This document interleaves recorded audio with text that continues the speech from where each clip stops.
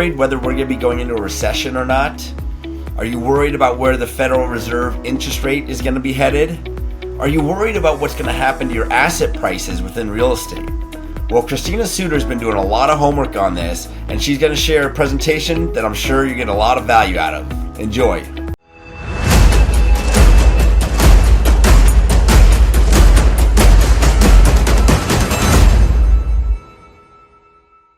All right, I'm really excited today. We're going to be talking with Christina Suter, who I've known from For Investors by Investors. It's a FIBI group that we're both a part of. She actually started it. So she's like the godmother of the group. Super excited. So Christina, thanks so much for jumping on the show. Oh, absolutely my pleasure. I mean, Chad, when you called me the other day and said, "Hey, Christina, I hear you're doing an economic thing. Will you come talk about it?" I'm like, yes, one of my favorite topics. Woo, woo, woo, woo. I am such a geek and such a nerd that I actually really enjoy this. I'm not actually being, sarcastic in any way, shape, or form. But yes, I started For Investors by Investors Pasadena because I really want to be authentic to that is the meeting that I own and the meeting that I've had for 11 years. The For Investors by Investor brand was officially started by Jeremy Roll and Ellis San Jose. I can't take credit for that, but I am one of the few female leaders, so I'll still take the credit for the grandmother or mother part. I'll take that piece. How's that? Yeah, it's awesome. It's awesome. And this is kind of a treat for me because unfortunately I had another event I was at last week when you presented this. So I didn't get to hear it, but you did present it, and now we get to go through it again. Hopefully you're not too bored and you tap into your inner geekness to go through it again. Yes. So yeah, thanks so much for doing that. But maybe before we get into the presentation itself and economics and what that might mean for real estate, maybe you could tell us a little bit more about yourself and your background, because I know that goes a ways back and you've got a lot of experience that you're kind of using as a backdrop to your economics update here.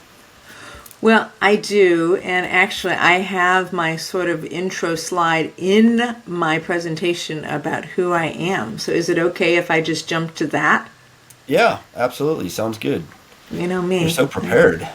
I just told you I'm a geek, didn't I? I'm going to give you an economic update, that's first. But really, I've been investing in real estate for about 35 years. I know it says 25 on the slide, but it's 35 years now. I've been giving presentations for 10 years, I think is what that tells you.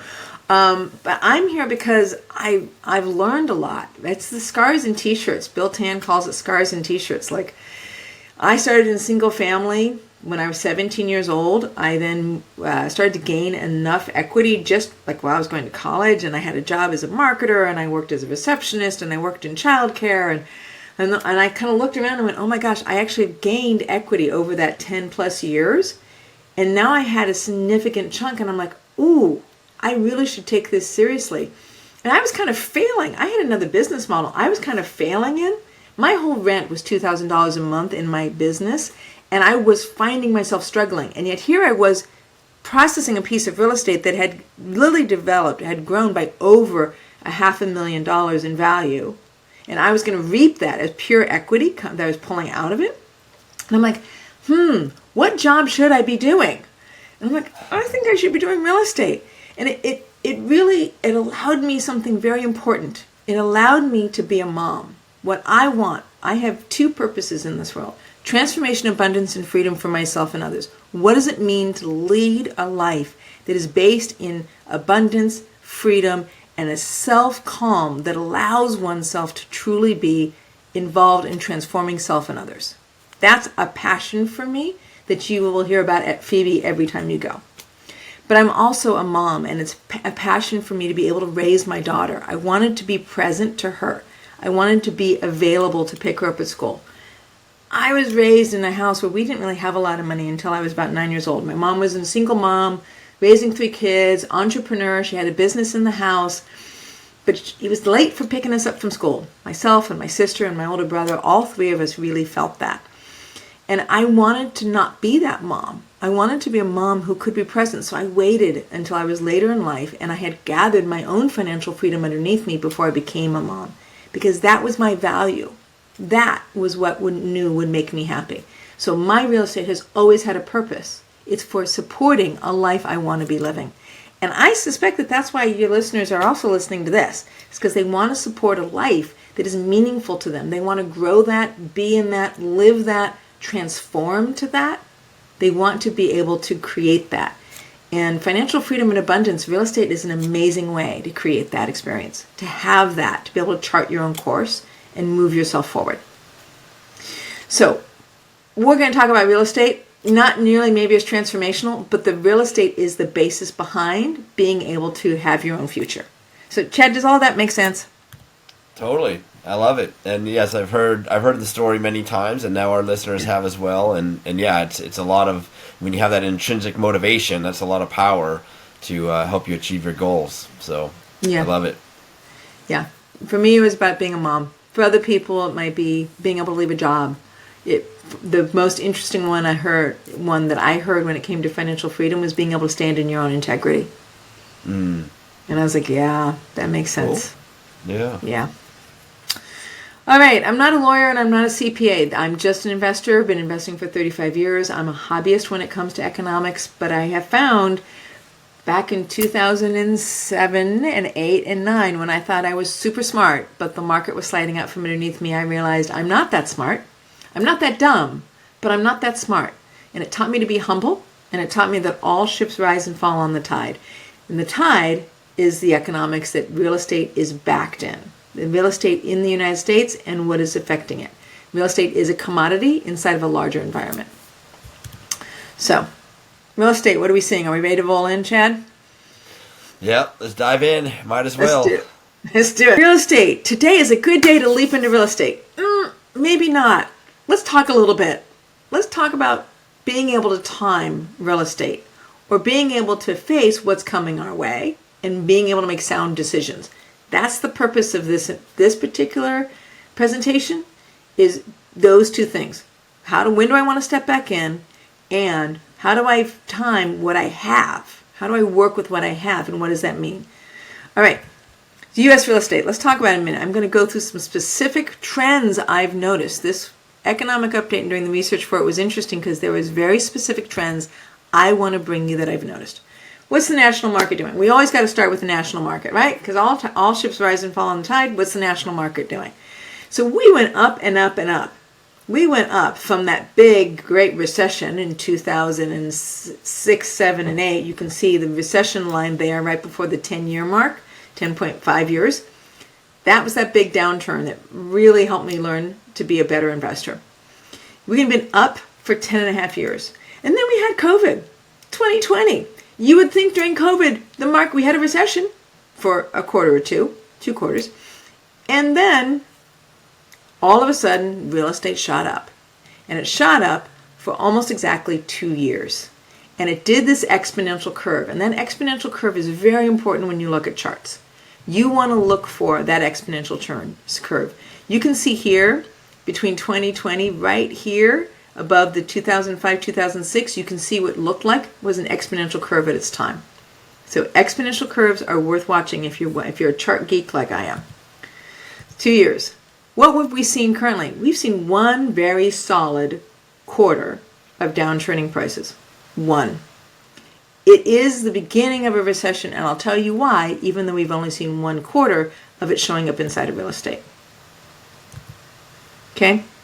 So this is the Case-Shiller. This is national numbers, the 20-city composite, which is the blue line, the 10-city composite, which is the red line, and then the national, which we were looking at earlier. All of them showing that there's the same track. There's no particular tier, no particular cities that are driving this beyond. The 10-city isn't outstretching the 20 or the national in a significant way. All right. So total 12 and a half years, because you take 10 and a half years plus 2, you got 12 and a half. There's our peak. Let's talk about recessions, though, because that's what's on the horizon. What we're looking at is a recession. What does it mean to you as an investor? Because that's really kind of the bottom line. This is what we care about. What we care about is, okay, this is great. The new economic news is interesting for geeks, not interesting for not geeks, but we all care about one thing. What does it mean to me and my portfolio and me as an investor? So let's talk about that. If you see here, you see all the recessions. Each one of these bars is a recession. You can see we had recession in 69, 74, 1979. We basically have had 8 recessions since the mid-60s. And the reason why I'm doing this is because I want you to understand, how does a recession work? Because that's going to affect how you're going to choose to invest. Okay? So here's the first set of recessions. Now you can see those gray lines. Those are the recessions. You see a big, thick blue line. I've lined that up. And I've lined it up because there's a point. The chart you're looking at is the median sales price of homes sold in the United States. This is a national conversation. And you see there's a peak before the recession on the first chart. On the middle chart, there's sort of a peak. And on the last chart at the bottom, there's a peak before the recession. What does this mean? In 1963 till 1969, there was 7 years of an upturn, and we went down for a year and a half by about 14%. In 1974, we had about 4 years of an upturn, but did we really go down? Not really. You can see. And then 1979 to 1981, which I have clumped together because that's a particular important set of recessions that were back to back. We had 5 years of an upturn. We had 2.5 years of a downturn. But did we really go down? No, in the end, it was 2.6%. So those are the brackets I'm talking about. And you can really see in the middle one, there's no downturn. There was no real estate downturn in 1974 that ultimately nationally mattered that much. Regionally, you must always watch regionally. So here's the lesson we need to hold to our hearts. Always get humble. Always be humble. Never think you're smarter than the market. Here's why. If you look at the 2007 downturn to 2009, ended at about 2012, in my opinion, parts of Las Vegas lost close to 85% of its value. Pasadena lost about 15 to 20. So always be aware of regional.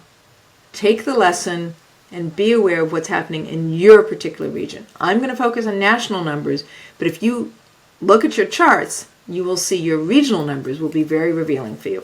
Okay, let's look at the next set. Okay, this is the next set of recessions right here. Oh, wait a minute. Actually, you know what? It's the same set of recessions. Forgive me. Let me go to my point. So here's what I want to look at, which is the Fed increasing their rate. If you look at the lower chart, you see the red line? That red line that's going up and down is crossed by that red line going straight up and down. That was the peak of the Fed increasing rates before they actually decreased them. I want you to notice the chart above it is the real estate chart. When did real estate fall or peter out? It was about a year after the Fed stopped increasing their rate. Let's look at the next one. You see the red line on the right. This is the 1977 to 1982, which was the dual recession. The Fed was very committed to trying to get the market, the economy, to slow down in that time period. I'll talk a lot about that in a minute. You see the peak of the red line. That's when they stopped aggressively increasing the discount rate. You see it took about a year and a half before real estate actually went down. And this is important because we're going to now look at these other three recessions. I'm going to go through them a little faster. You see it was 7 years was the upturn. The downturn was a total of 8%. 10 years upturn. The downturn was 6 months, but it was went down 4.8%. And the next one, 2007 to 2009, 2012, that was 3 years, and we saw a negative 23%. So what do you take away from that? What you take away from that is ultimately recessions do create downturns in real estate, but the effect in general is 10% or less nationally. 10% or less nationally. 14% here, 0 here, positive 2.6 here. We go back to the next three. We've got 8% down, 4.8% down, 23% because that was called the Great Recession. COVID didn't go down at all. Now, let's look at this though. See my red line? That's the peak of the Fed increasing rates. See when real estate went down? That's actually about a year later, a little less than a year later. the peak of the Fed increasing rates. Now we've got the decrease in real estate. It was not a strong decrease in real estate because if you look at it, ultimately it went across, but it's still about a year later. And here's the peak of the Fed increasing rates in the 2005-6 period. And because they increased, because there was because that downturn was so significant because of the banking crisis along with the real estate crisis, that's the one that went down 23%, and it lasted almost 2 to 3 years. National sales by volume. So, what does that mean? What that means is when the Fed is done increasing their rates, real estate's not done reacting. You can see it takes about a year for real estate to finish turning. The Fed is effectively turning the Titanic. It's not an easy turn. They're going to increase rates and increase rates and increase rates, and then we're going to continue to see the fallout. And that happens across more than just real estate. That's what I'm going to talk about today. What we see in real estate is it takes about a year. So, let's talk about the 1980s, because this to me is a real question about, is the Fed done increasing rates? We've seen what happens in real estate if the Fed stops increasing rates. It takes about a year for that to finish unfolding, right? But is the Fed done? The last time we saw hyperinflation like this, maybe even something called stagflation, was in the 80s. That's the one where we saw 2 recessions very quickly back to back, and the Fed got incredibly attached to increasing the discount rate. Now, inflation or stagflation? So, stagflation is slow economic growth, relatively high unemployment, or economic stagnation, at the same time accompanied by rising prices, i.e. inflation. And I'm going to suggest that that's where we're sitting. That what we saw was slow economic growth, or economic growth slowing. We did not see high unemployment, but we saw economic stagnation due to a disruption in supply, due to people not being able to work. So we saw economic stagnation. Yes, that was masked by fiscal policy, but we then had inflation. So I'm going to suggest we're mimicking a similar stagnation environment as we saw in the 80s. And I'm going to go through this in detail to the point where you're going to be bored with me, okay? So from 1973 to 1982, we saw an inflation. The economics have shown that stagflation was relatively present in that period, 1973 to 1982. I need to talk a little bit about fiscal policy versus monetary policy. If you're not familiar with the differences, let me make it really clear. Did I tell you I was a geek? Chad, I warned you I was a geek, right? I told you, right? You did warn us. You did warn us. I warned you. Okay, fiscal policy. Why do we care? Why do we care about the difference between fiscal policy and monetary policy? Because the two are working against each other. In this particular case, fiscal policy is what the government does. It's the U.S. budget, the tax incentives, and handouts. Have we been seeing tax incentives and handouts recently? Yeah, we have. Significantly during COVID. Monetary policy is what the federal bank does. They manage the requirement of bank reserves, not the Fed rate, sorry, not Fred, my dad, the Fed rate, and which is the discount rate, and the quantitative easing. So we're seeing fiscal policy making one choice, and monetary policy is now making another choice. Fiscal policy was handing money out, including the tax incentives. Monetary policy is now trying to curb that through changing their policy of decreasing quantitative easing and increasing the Fed rate. So this is what happened in the 1980s. They started increasing interest rates in 1977, and you can see they kept increasing interest rates until 1981. Now this chart's a little close together, but they basically increased. You can see they increased rates to almost 20%, and then they dropped them significantly, and then they increased them again. So that led to 2 recessions back to back. This short one right after the 1977s, which was about 1979, and another one in 1981. These 2 recessions were created by the Fed, but the Fed was determined to stop inflation. And now here's why I mention this, is because the Fed is currently determined to stop this inflation. So what position is the Fed going to take ends up being very important. I've already shown you one dynamic in real estate that is controlled by how quickly the Fed increases rates. And it takes about a year, once they stop increasing, it takes about a year for real estate to finish washing through the effect of that. So what does that mean to us as investors? It means we want to be prepared for, here we are increasing rates again in March of 2022. If you count out from there about a year, that's March of 2023, or maybe October of 2023 is my focus because of these other numbers. Now, this whole screen is about why I think we're mimicking the 80s. We have a large budget deficit.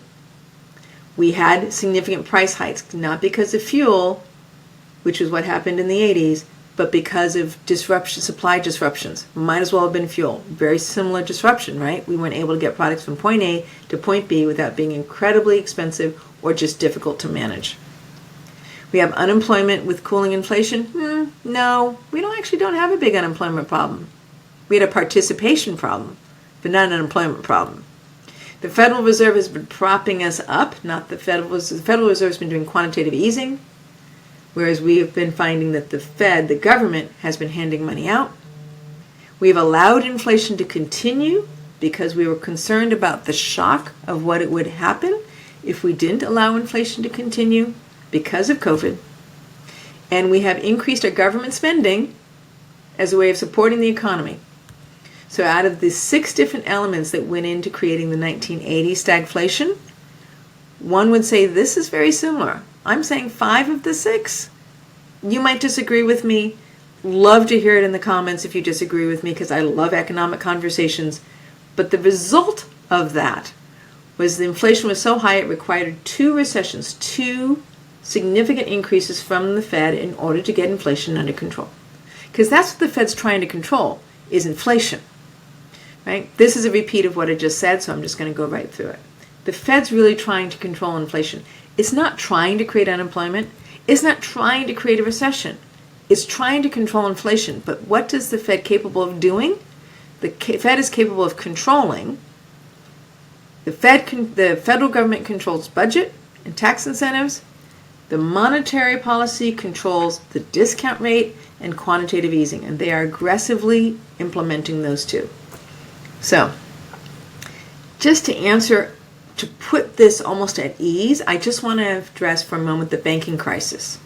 The banking crisis we're seeing now of large banks closing, needing to be saved. We saw versions of it in the 2006, 7, 8, 9 time period, and we're going to see it again.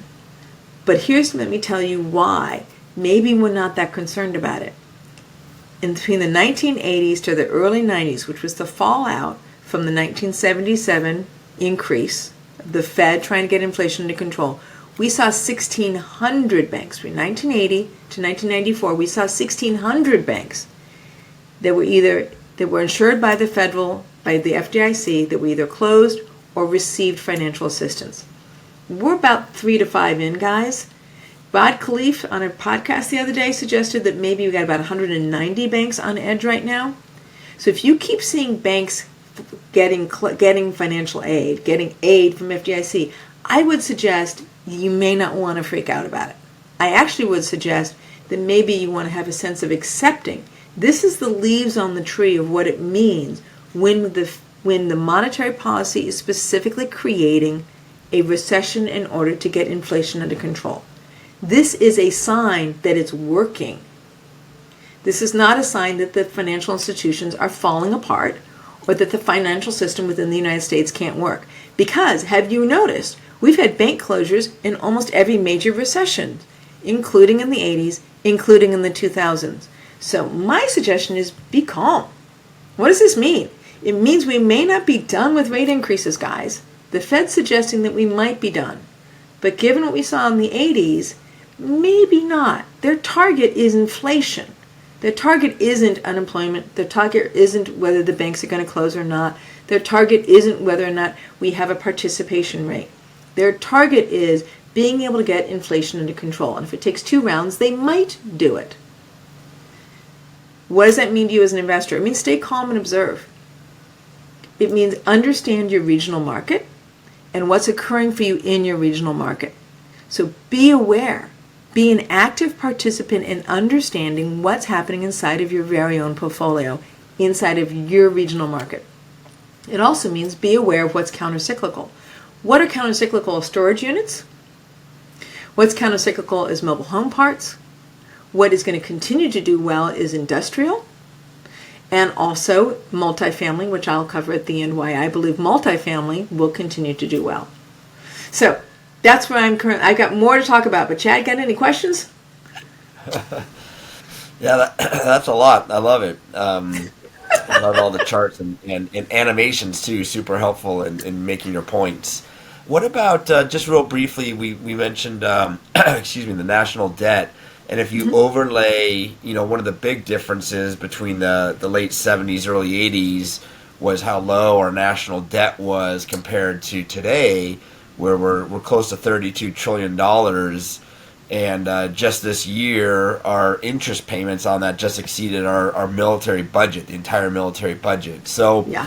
so what are your thoughts on that in terms of it being a different animal with respect to our national debt and the implications that might have on what the Fed does? So there's two pieces to that, and I'm not going to jump to the slides I have on that, so I'm just going to describe it to you. The two pieces on that is, one, I think that's actually a very important factor that's going to hedge the Fed to be more conservative than they were in the 80s. Like, we really can't. We've been using quantitative easing as a way of bolstering our stock and bond market.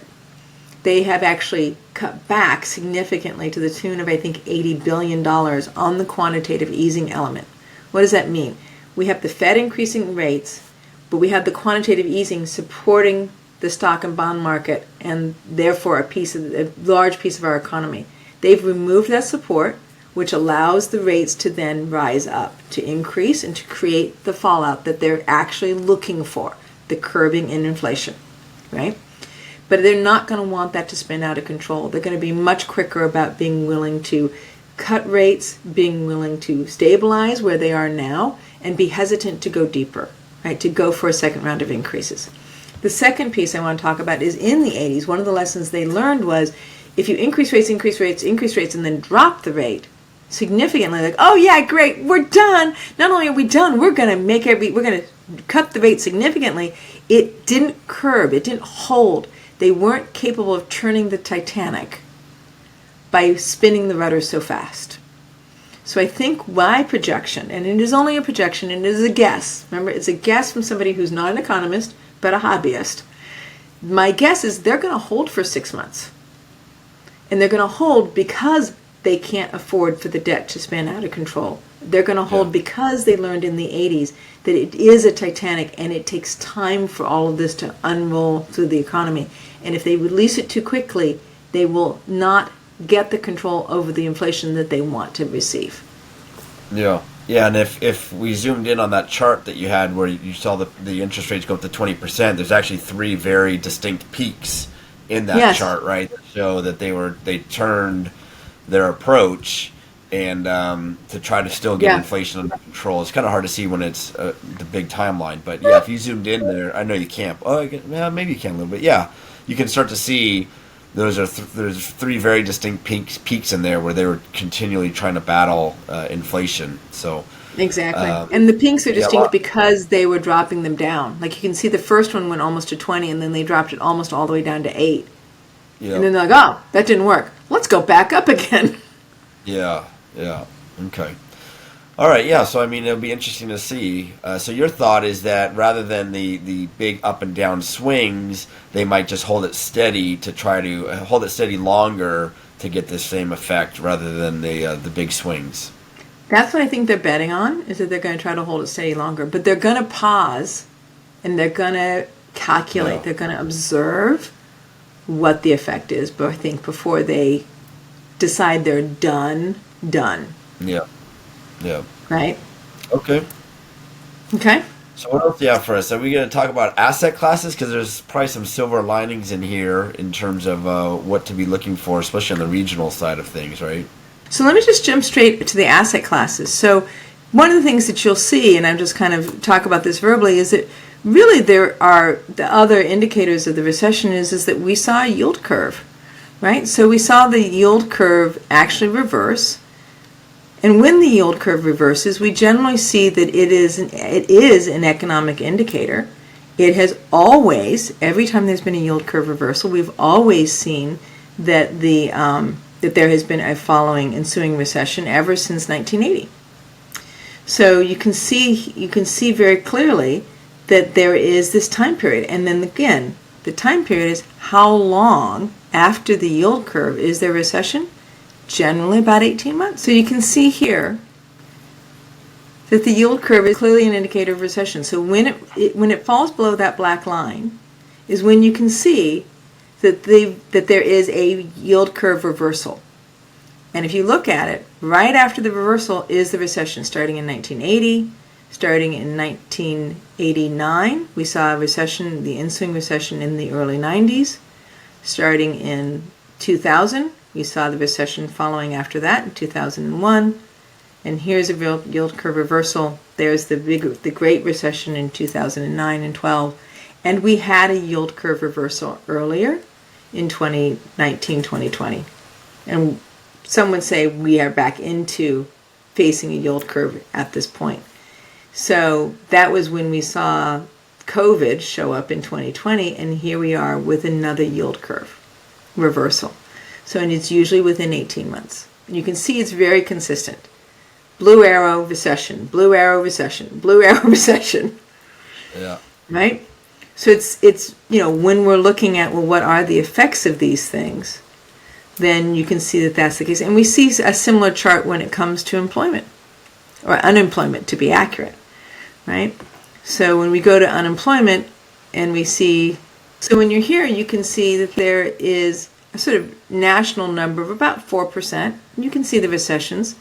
And you see here, you see the same thing I did before. The red line is the peak of the Fed increasing their interest rates, and the blue line is unemployment. Unemployment peaking. So we want to see them peak. And here's another one. We've got the peak of the Fed increasing interest rates, and we have a lag, 6 months to a year, of the unemployment peaking. Here's another one. It took about a year. That's the 1980s. That's the one where I put the two together. 1990s, we can see here we had the Fed peaked their Fed rate. We had a recession, and then we had a peak in unemployment. That one was almost 18 months. So you can see there's a distinct pattern here. And it's the patterns I want to get to. It's the patterns I want to show. Right? Because that's what's going to inform us. Right? So when's real estate going to go down? It's going to go down about a year after they stop peaking. That's when we're going to see the bottom of real estate. Not that it's not already going down, but that's about when it's going to bottom. When are we going to see unemployment really hit its peak? It's going to be 6 months to a year after the Fed finishes increasing their rates. Right? And we already saw the yield curve reversal, so we're already strong for being able to see there's going to be a recession. So yes, we're going to have a recession. That boils down to is yes. But let's talk about a particular economic class. Let's talk about a particular asset class. One of my favorites, right? And I think one of yours as well, which is apartments. Right? And why is apartments going to be an economic class that I want to, or an asset class I want to talk about? It's because apartments have something special going on this time, as does residential in general. Housing is one of the most sensitive sectors in the economy to changes in interest rate. As is stocks. I would say stocks is actually more sensitive than housing, just in my opinion. But what we've seen is that amid the higher mortgage rates, we've actually seen continued strength in multifamily. Why is it outstanding?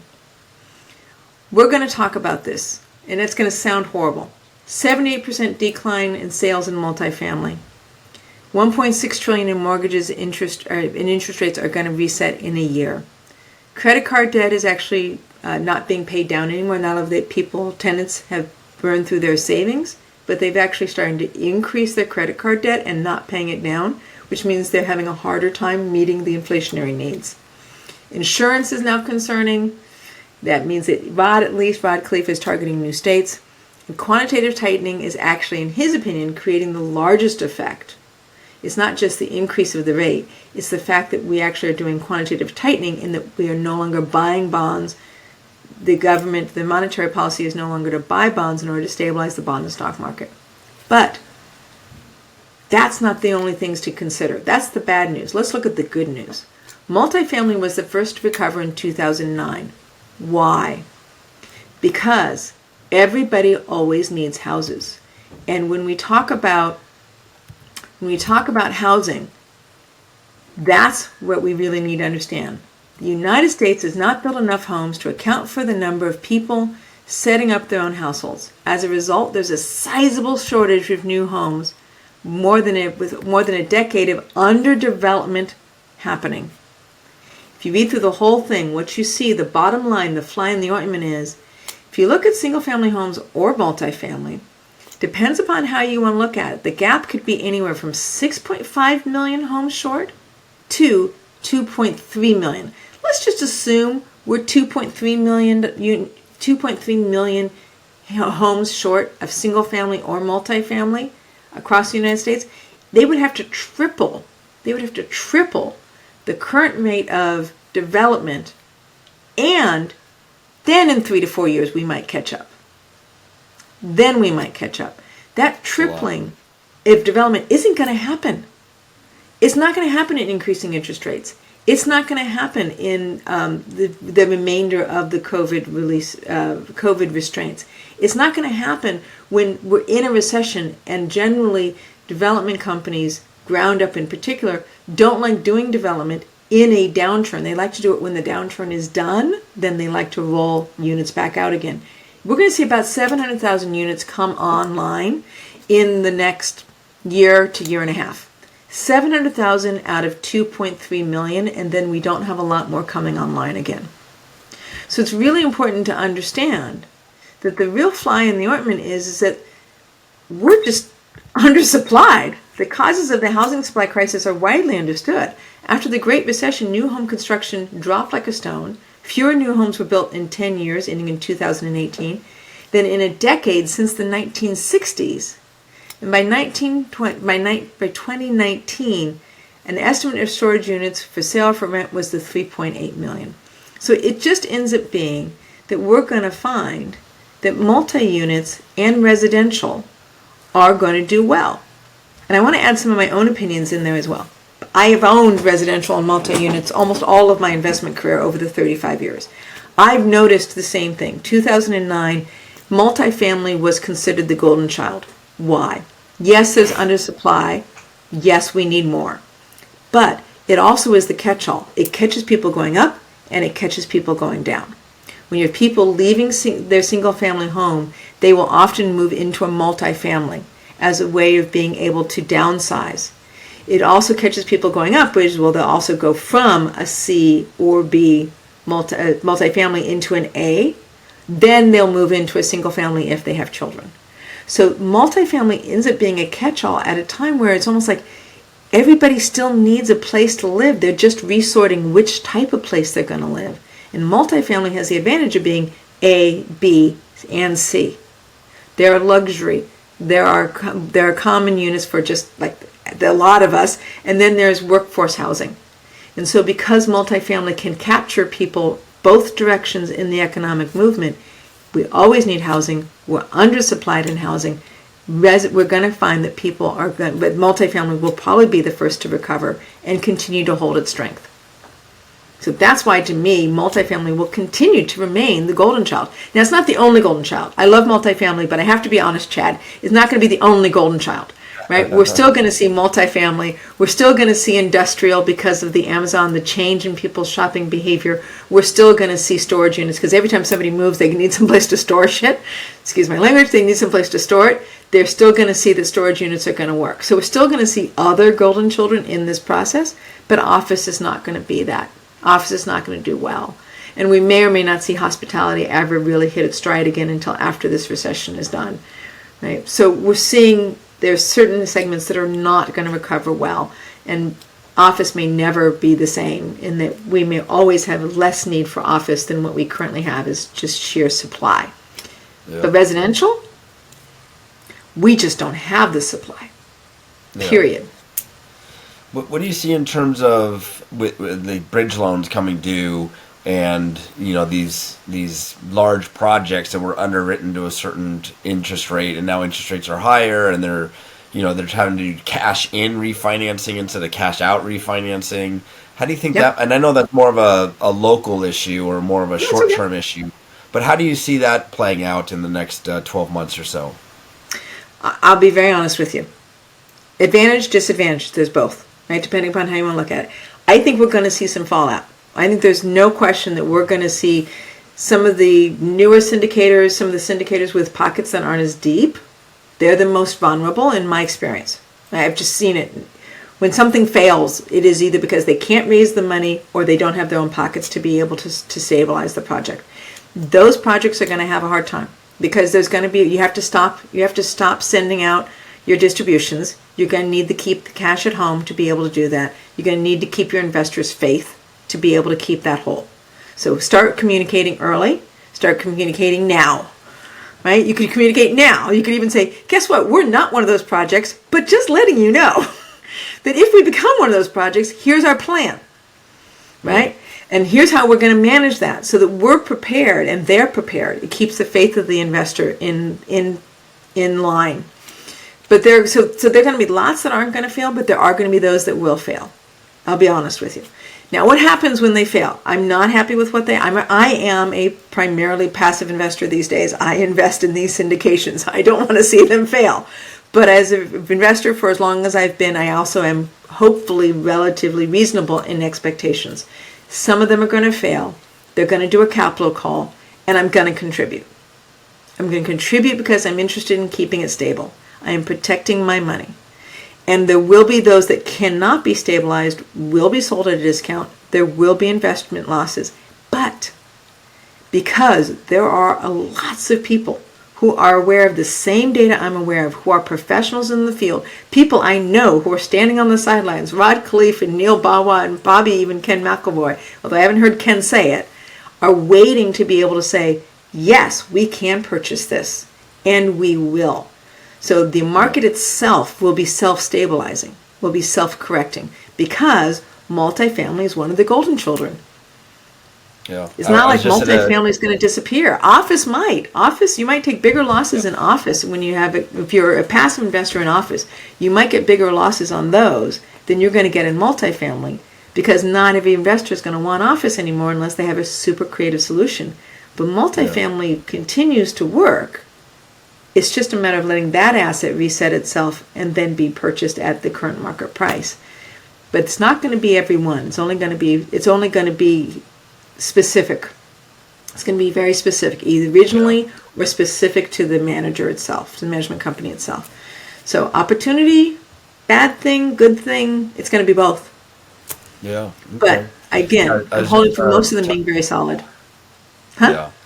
I was just talking with Ken McElroy last weekend. I was at a conference with him, and I know him through the real estate guys, and I've seen him at so many different conferences that I'm proud to say he actually knows me now.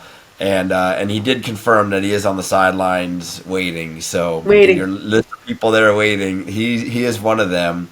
But that being said, like for us at CSQ Properties, we've been still hungry into the market and able to negotiate more discounts on properties than we could have 6 months or 12 months ago. So we're very active in that area, and I do believe that there's still deals to be found. Sellers are finally coming to the table where even 6 or 9 months ago they weren't. In the beginning they definitely weren't, right? There's this big spread between sellers and buyers. But now sellers are definitely coming around a bit more, especially if they have their debt coming due and they weren't planning on refinancing at a 6%, 7%, whatever it might be in their particular case. They're willing to come to the table now, and we've been able to negotiate some good retrades because of that. And the numbers work again. So if the anticipation is that the Fed is that the monetary policy is done, that they're actually done, and now we know it takes a year for this unfold on the variety of fronts that I just talked about. If it takes a year for the unfold, you don't have to wait till the bottom to be able to purchase in, because the destabilizing factor was the rate, right? So when we know that the rate's done, and I'm personally waiting till October to confirm before I go, Okay, I think they're actually done. Like Yep. for me, I'm waiting till 18 months, right? I'm waiting for 18 months till the beginning of the first increase and 18 months till the yield curve, right? So I'm waiting my 18 months, and then I'm being like, okay, I think they're done.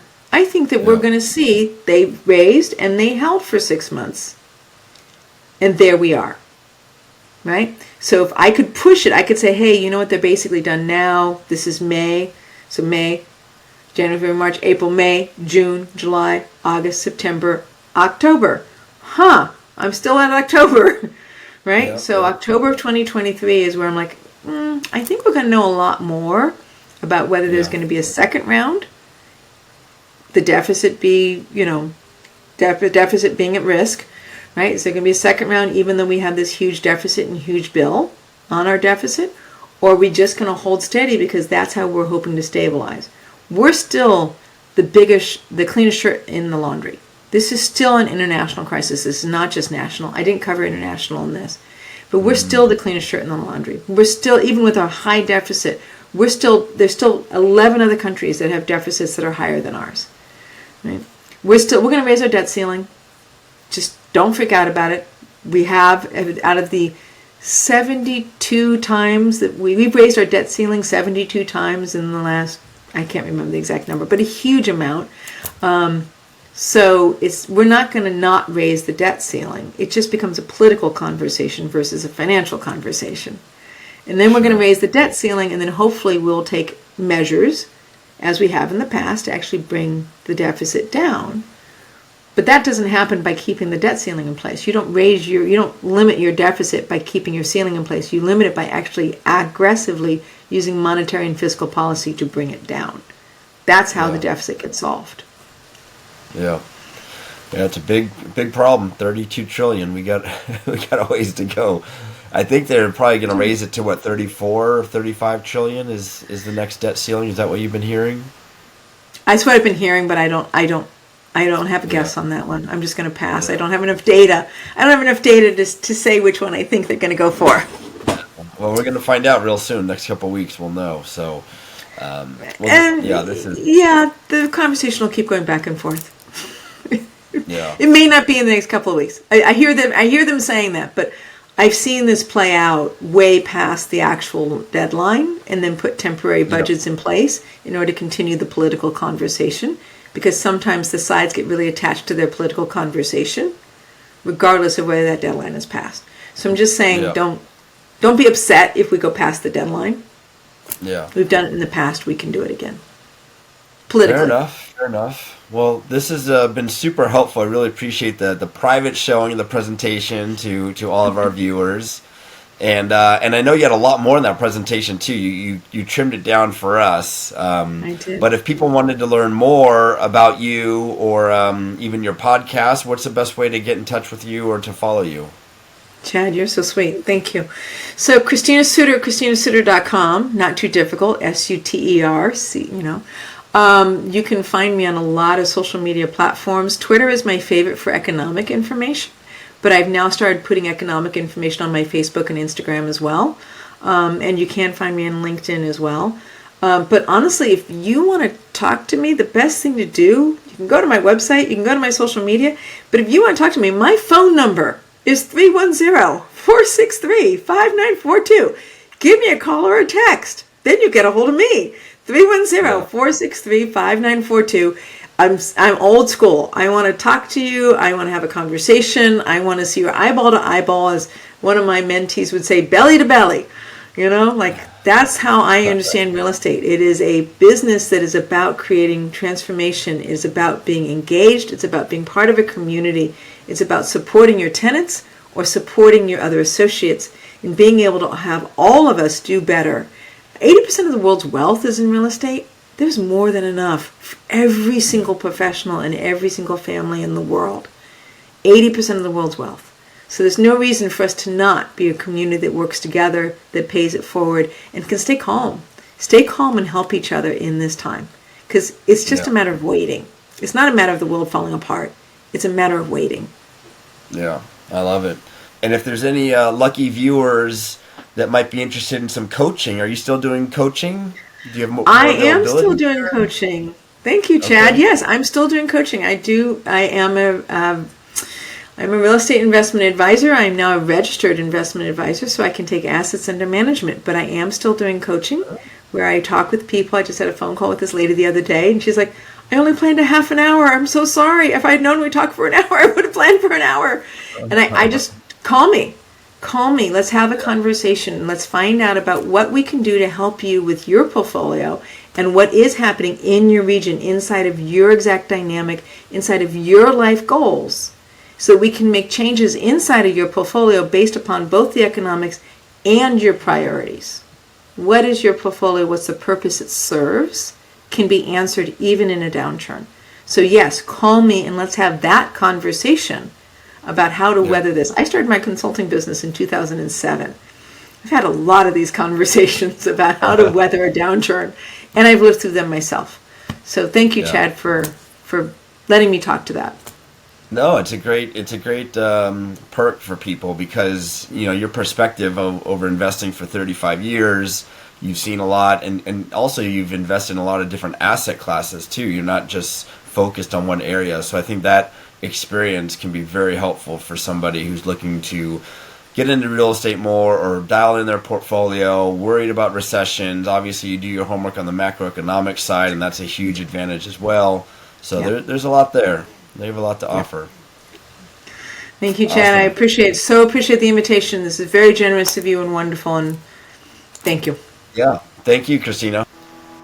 Well, I hope that wasn't too much on the macroeconomic side. Christina Suter knows a ton about the macroeconomics and real estate for investing over 35 years. Hope you enjoyed it. Don't forget to subscribe to our channel and drop us any comments below. Let us know what you think. Thanks a lot.